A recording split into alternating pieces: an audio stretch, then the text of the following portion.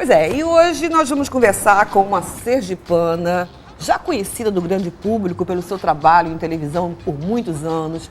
Hoje é uma radialista, é uma mulher atuante como advogada e ela vai falar sobre direito do consumidor. Eu estou falando, você já sabe de quem, né? A doutora Emília Correia.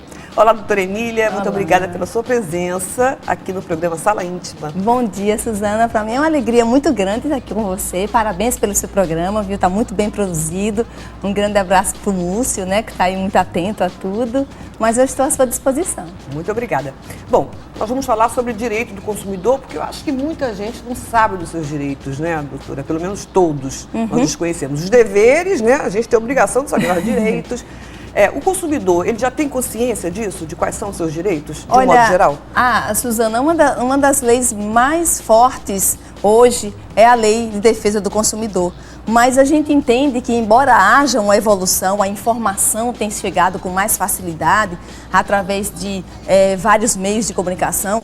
Qual o primeiro passo, a senhora diria, qual o primeiro passo mais importante que a gente deve tomar quando nos sentirmos lesados de alguma forma? Olha, quando o consumidor, principalmente o consumidor, já que estamos falando exatamente dele, quando ele se sentir lesado, quando ele se sentir com o seu direito violado, ele deve sim procurar fazer as denúncias. Existem alguns órgãos interessantes para que se faça a denúncia, como o PROCON, o Ministério Público, a própria Defensoria Pública. Então, no momento que o consumidor se depara com uma situação de venda casada, por exemplo, a venda casada, uma pessoa faz um contrato de financiamento e muitas vezes querem colocar também um seguro, ou seja, vai aumentar um pouco na parcela dele. Muitas vezes ele nem sabe e depois ele descobre. Isso viola, isso é crime. Esse é um exemplo que acontece por demais, Suzana, mas as pessoas ficam sem saber, às vezes deixa para lá e começa a alterar o valor e começa a pagar mais.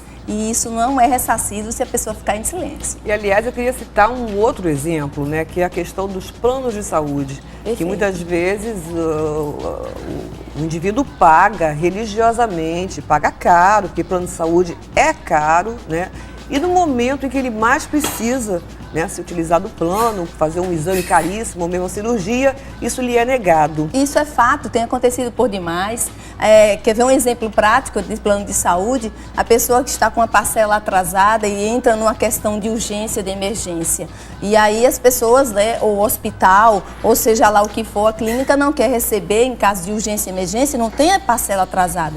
Recebe, atende e depois revê qual é essa situação do consumidor. É importante que se diga isso. Daí a importância não só da informação, da conscientização. Na farmácia, queriam vender aquelas canetinhas de insulina a 5, mas a pessoa só pode comprar, por exemplo, uma. E aquela uma vai resolver aquele problema. E aí eles querem vender a 5, contraria o Código de Defesa do Consumidor. Se quiser comprar uma só, não pode. Diz que não pode porque já vem a 5, a embalagem. Sim, onde é que fica o direito? E se a pessoa for hipossuficiente, só pode comprar uma canetinha? Não compra caneta. Não compra, ela vai morrer. Porque ela e aí, no caso insulina. como esse específico, pode-se reclamar? Parece que é uma besteira, mas não é não. Não é não, é um abuso. Muito sério. É um abuso porque está impondo uma situação. Olha, isso é crime, isso é caso, inclusive, até caso, se for necessário, até caso de polícia. Agora, doutora, vamos fazer enumerar, pelo menos, alguns direitos dos consumidores. Tem como enumerar isso? Tem sim, claro que tem. Olha só, um dos direitos do consumidor. Num contrato, por exemplo, ele não pode, quantos contratos chegam na mão do consumidor e ele não se interessa por ler porque a letra é miudinha, é ilegível. Então, o próprio código diz que a informação para o consumidor tem que ser legível, transparente, clara, ele tem que entender isso. Então, esse já é um direito. É uma questão proposital isso, né? Para que o consumidor não se inteire. E aí, como é que ele tem que fazer? Ele tem que exigir que venha ele pode, inclusive, nem receber. Só, olha, esse contrato aqui eu não quero, porque está contrariando o meu direito de entender o que tem nele. Eu quero com letras legíveis, graúdas, transparentes e uma linguagem que eu entenda. Outra questão interessante do dia a dia do consumidor é aquela questão dos 10% do garçom.